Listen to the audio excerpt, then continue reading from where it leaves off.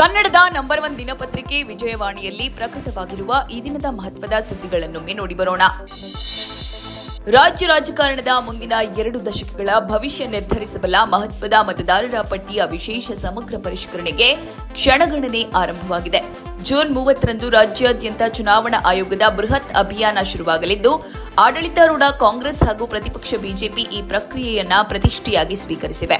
ದೆಹಲಿ ನಾಯಕರ ಕಟ್ಟುನಿಟ್ಟಿನ ಸೂಚನೆ ಬೆನ್ನಲ್ಲೇ ಸಾಂಪ್ರದಾಯಿಕ ವೋಟ್ ಬ್ಯಾಂಕ್ ರಕ್ಷಿಸಿಕೊಳ್ಳಲು ಉಭಯ ಪಕ್ಷಗಳು ಬೂತ್ ಮಟ್ಟದಿಂದ ವಾರ್ ರೂಂಗಳವರೆಗೆ ಸನ್ನದ್ಧವಾಗಿದೆ. ಈ ಸುದ್ದಿಗೆ ಮುಖಪುಟ ನೋಡಿ.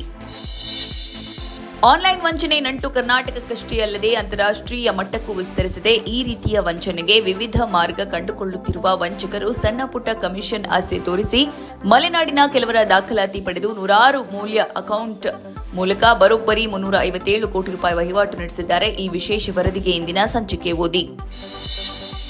ಮೊಹರಂ ಮೆರವಣಿಗೆ ಸಂದರ್ಭದಲ್ಲಿ ವಿಷಮಾತ್ರೆಗಳ ಮೂಲಕ ಸಾಮೂಹಿಕ ಹತ್ಯೆಗೈಯಲು ರೂಪಿಸಲಾಗಿದ್ದ ಭಾರೀ ಸಂಚೊಂದನ್ನು ವಿಫಲಗೊಳಿಸಿರುವ ಮುಂಬೈ ಪೊಲೀಸರು ಈ ಸಂಬಂಧ ಆರೋಪಿ ಯಾಜ್ ಪ್ರೇಮ್ಜಿ ಎಂಬಾತನನ್ನ ಬಂಧಿಸಿದ್ದಾರೆ. ಆತನಿಂದ 14,900 ವಿಷಪೂರಿತ ಕ್ಯಾಪ್ಸೂಲ್ಗಳನ್ನು ವಶಪಡಿಸಿಕೊಳ್ಳಲಾಗಿದೆ.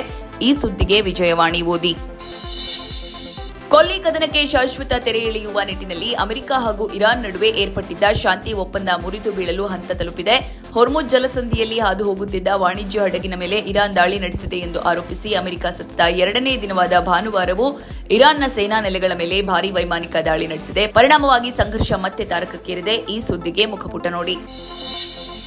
ಮಳೆ ಕೊರತೆ ಅನುಭವಿಸುತ್ತಿರುವ ಕರಾವಳಿ ಮಲೆನಾಡು ವ್ಯಾಪ್ತಿಯಲ್ಲಿ ಈ ವಾರ ಪೂರ್ತಿ ಉತ್ತಮ ವರ್ಷಾಧಾರಿಯಾಗುವ ಸಾಧ್ಯತೆ ಇದೆ ಎಂದು ಹವಾಮಾನ ಇಲಾಖೆ ಮುನ್ಸೂಚನೆ ಕೊಟ್ಟಿದೆ. ಉಡುಪಿ, ದಕ್ಷಿಣ ಕನ್ನಡ, ಉತ್ತರ ಕನ್ನಡದಲ್ಲಿ ಜೂನ್ 29ರಿಂದ ಜುಲೈ 5ರವರೆಗೆ ಜೋರು ಮಳೆಯಾಗುವ ಹಿನ್ನೆಲೆಯಲ್ಲಿ ಯೆಲ್ಲೋ ಅಲರ್ಟ್ ಕೊಡಲಾಗಿದೆ. ಈ ಸುದ್ದಿಗೆ ಇಂದಿನ ಸಂಚಿಕೆ ಓದಿ. ರಾಜಧಾನಿ ಬೆಂಗಳೂರಿನ ಸಂಚಾರ ಸಿಕ್ಕನ್ನ ಪರಿಹರಿಸಲು ಸರ್ಕಾರ ಆದ್ಯತೆ ನೀಡಿದ್ದು, ಈ ನಿಟ್ಟಿನಲ್ಲಿ ಹಲವು ಪ್ರಯತ್ನಗಳು ಸಾಗಿವೆ. ಮುಂದಿನ ದಿನಗಳಲ್ಲಿ ಇನ್ನಷ್ಟು ಯೋಜನೆಗಳನ್ನು ಅನುಷ್ಠಾನಕ್ಕೆ ತರುವುದಾಗಿ ಸಿಎಂ ಡಿಕೆ ಶಿವಕುಮಾರ್ ಉಭಯ ನೀಡಿದ್ದಾರೆ. ಈ ಸುದ್ದಿಗೆ ವಿಜಯವಾಣಿ ಓದಿ. ಸೀಶೆಲ್ಸ್ ದೇಶದ ಪ್ರವಾಸದಲ್ಲಿರುವ ಪ್ರಧಾನಿ ನರೇಂದ್ರ ಮೋದಿ ಅವರಿಗೆ ಭಾನುವಾರ ಆ ದೇಶದ ಅತ್ಯುನ್ನತ ಪ್ರಶಸ್ತಿ guardian of the blue horizon ನೀಡಿ ಗೌರವಿಸಲಾಯಿತು. ಇದೇ ವೇಳೆ ಸೀಶೆಲ್ಸ್ ಸಂಸತ್ನಲ್ಲೂ ಮೋದಿಗೆ ವಿಶೇಷ ಗೌರವ ಸಲ್ಲಿಸಲಾಯಿತು. ಇನ್ನು ಸೀಶೆಲ್ಸ್ ಎಂಬ ಪುಟ್ಟ ದ್ವೀಪದ ಅಚ್ಚರಿಗಳನ್ನು ಇಂದಿನ ಸಂಚಿಕೆಯಲ್ಲಿ ಕೊಡಲಾಗಿದೆ. ಈ ವರದಿಗಳಿಗಾಗಿ ಇಂದಿನ ಸಂಚಿಕೆ ಓದಿ. ಭಾರತೀಯ ರೈಲ್ವೆ ಇತಿಹಾಸದಲ್ಲಿ ಹೊಸ ಮೈಲಿಗಲ್ಲು ನೆಟ್ಟಿದೆ. ದೇಶದ ಮೊಟ್ಟ ಮೊದಲ ಹಸಿರು ಹೈಡ್ರೋಜನ್ ಆಧಾರಿತ ರೈಲು ಹಳಿಯ ಮೇಲೆ ಯಶಸ್ವಿಯಾಗಿ ಪ್ರಾಯೋಗಿಕ ಸಂಚಾರ ನಡೆಸಿದೆ. ಈ ಸುದ್ದಿಗೆ ದೇಶ ವಿದೇಶ ಪುಟ ನೋಡಿ. ಕರ್ನಾಟಕ, ಆಂಧ್ರಪ್ರದೇಶ ಹಾಗೂ ತೆಲಂಗಾಣ ರಾಜ್ಯಗಳ ಜೀವನಾಡಿ ತುಂಗಭದ್ರಾ ಜಲಾಶಯ ಅಭಿವೃದ್ಧಿಗೆ 3 ರಾಜ್ಯಗಳು ಟೊಂಕ ಕಟ್ಟಿ ನಿಂತಿವೆ.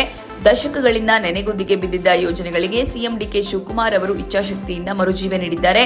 2024ರ ಆಗಸ್ಟ್ 10ರಂದು ತುಂಡಾಗಿದ್ದ ಡ್ಯಾಂನ 19ನೇ ಕ್ರಸ್ಟ್ ಗೇಟ್ ಮರುಜೋಡಿಸುವ ನೆಪದಲ್ಲಿ ನೆರೆ ರಾಜ್ಯಗಳ ವಿಶ್ವಾಸ ಸಾಧಿಸಿದ್ದಲ್ಲದೆ 51 ಕೋಟಿ ರೂಪಾಯಿ ವೆಚ್ಚದಲ್ಲಿ ವರ್ಷದೊಳಗೆ ಹೊಸ 33 ಸ್ಪಿಲ್ವೇ ಗೇಟ್ ಅಳವಡಿಸಿ ಹೊಸ ಇತಿಹಾಸಕ್ಕೆ ಭಾಷ್ಯ ಬರೆಯಲಾಗಿದೆ. ಈ ಕವರ್ ಸ್ಟೋರಿಗೆ ಚಿಂತನ ಪುಟ ನೋಡಿ.